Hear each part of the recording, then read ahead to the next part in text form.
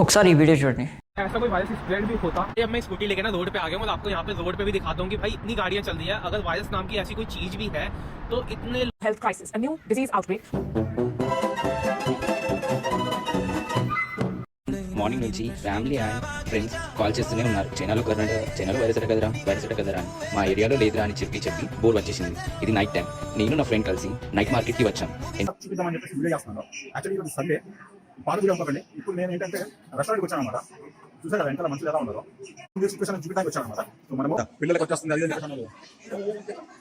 పిల్లల కోసం చూసారు కదా, ప్రజెంట్ మన ఇండియన్స్ ఎవరైతే చైనాలో ఉన్నారో వాళ్ళు ఈ వీడియోస్ని అయితే పోస్ట్ చేశారు. సో భయపడాల్సిన అవసరం అయితే లేదు, జస్ట్ నార్మల్గానే ఉంది ఇక్కడ అంత సిచ్యుయేషన్. అండ్ టీవీలో రిపీటెడ్గా మనకి లాక్డౌన్ పడుతుందని చెప్పేసి భయపెడుతున్నారు. అవన్నీ నమ్మకండి, జస్ట్ ఒక వాళ్ళు టీఆర్పీ కోసం వాళ్ళు ఏదో పోస్ట్ చేస్తుంటారు. సో మనం దాని గురించి వదిలేసి కొంచెం మాస్క్ వేసుకొని ఒక 1 month సేఫ్గా ఉంటే సరిపోతుంది.